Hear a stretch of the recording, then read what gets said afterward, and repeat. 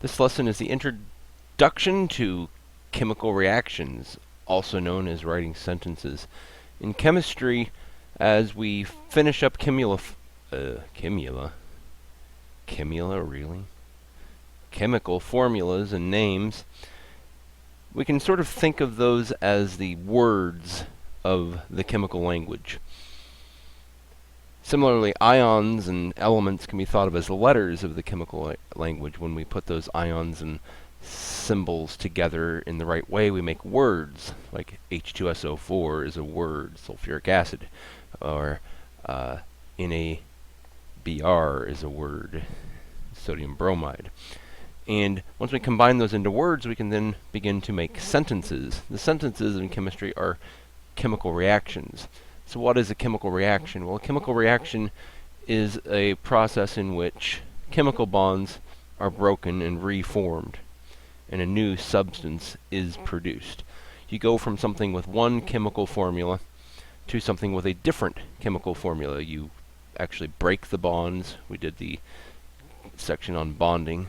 We break some of those covalent or ionic bonds and reform new ones. And that process makes a new substance, which is what a chemical reaction is.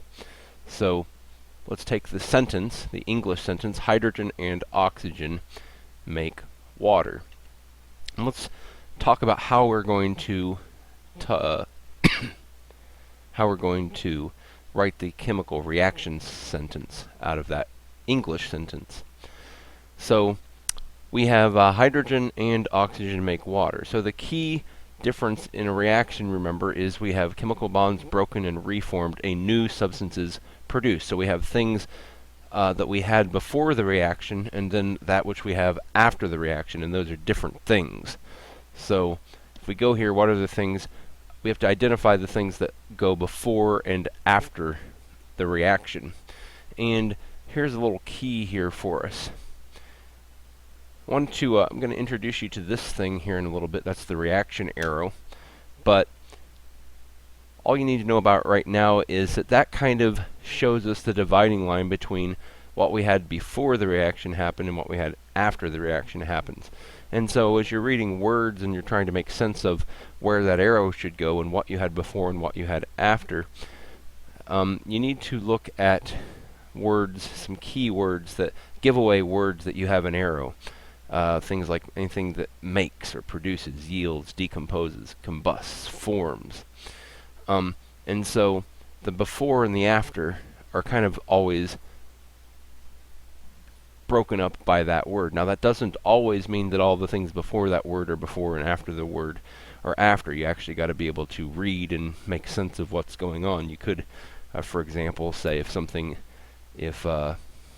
well, we won't go into too many examples yet. Let's go back to our simple example, hydrogen and oxygen make water. Our action word here, make, that is our arrow right there. So we could actually erase the word make and replace it with an arrow there. So make. So hydrogen and oxygen. If we start transferring this into chemical speak, we would say hydrogen, oxygen, arrow, water. But we wouldn't actually read that as an arrow. When you're reading these out loud, you would say something like makes or yields or reacts to make or forms, something like that. So now we got to try to replace the other parts of the sentence that we can. And one of them is probably easy for most of us. Most of us know what water is, so instead of writing water, we can write H2O. And so now we have hydrogen and oxygen make H2O, looks like that. And now let's replace, how about the word and? In chemical speak, the word and, or with, or mixes, or anything like that is just going to be a plus sign. So hydrogen plus oxygen yields H2O. We're getting closer and closer and closer here. Now hydrogen. So we need to replace the word, the English word hydrogen, with a chemical symbol, hydrogen. And so the chemical symbol of hydrogen is, of course, H. But we've got to be really careful here because H is now by itself. And you may or may not remember this, but earlier in the year we did talk about elements by themselves and what we have to do with them sometimes.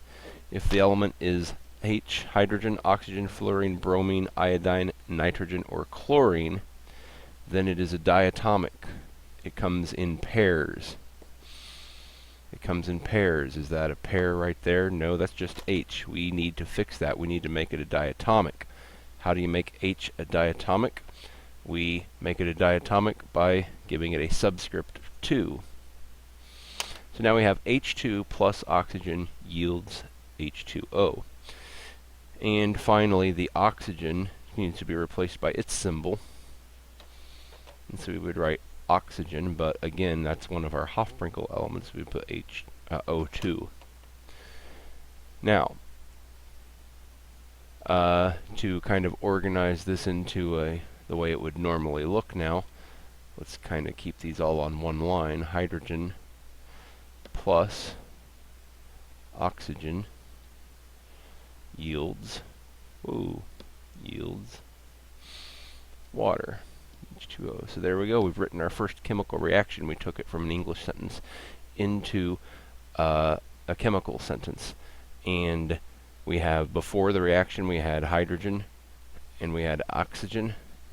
And after the reaction, we had water. Now that is how you would write the chemical reaction. We also need to balance it now, but we're not going to do that right now. We'll do that in its own separate space.